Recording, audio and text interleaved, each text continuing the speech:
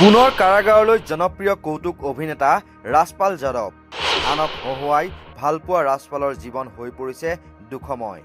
অভিনেতা ৰাজপাল যাদৱক ৩ মাহৰ কাৰাদণ্ড। চেক বাউন্স গোচৰত দিল্লী উচ্চ ন্যায়ালয়ে দিলে ৰায়। ৰাজপাল যাদৱে অভিযোগকাৰীক ক্ষতিপূৰণৰ নামত দিব লাগিব কোটিৰ ঘৰত ধন। হয়, বলিউডৰ অভিনেতা ৰাজপাল যাদৱক দিল্লী উচ্চ ন্যায়ালয়ে ৭টাকৈ চেক বাউন্স গোচৰত ৩ মাহৰ কাৰাদণ্ডৰ শাস্তি প্ৰদান কৰিছে। আদালতে লগতে তেওঁক ক্ষতিপূৰণ হিচাপে বৃহৎ পৰিমাণৰ ধন দিবলৈও নিৰ্দেশ দিছে। আদালতৰ ৰায় অনুসৰি ৰাজপাল যাদৱে ৭টা গোচৰৰ প্ৰতিটোতে অভিযোগকাৰীক ১.৫ কোটি টকাকৈ দিব লাগিব। অভিযোগকাৰীক প্ৰতিটো গোচৰত আৰু ১.৪ কোটি টকা আৰু ৰাজ্যক ২৫,০০০ টকা দিবলৈও আদালতে নিৰ্দেশ দিছে।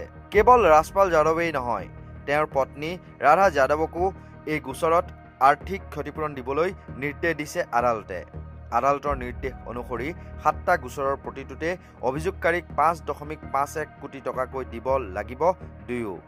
এই চেক বাউন্স গোচৰত দিল্লীৰ উচ্চ ন্যায়ালয়ে দিয়া ৰায়ৰ বাবে অভিনেতাগৰাকী আইনী হেঁচাত পৰিছে বুলি ধাৰণা কৰা হৈছে।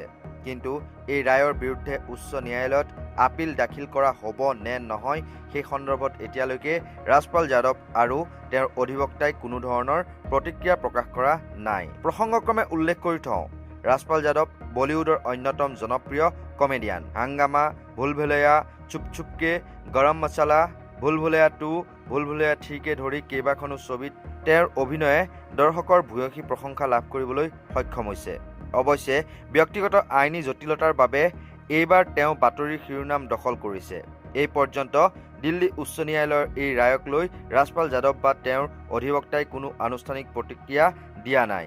এই ৰায়ক উচ্চ ন্যায়ালয়ত প্ৰত্যাহ্বান জনোৱা হ'ব নে নহয় সেয়াও স্পষ্ট কৰা নাই।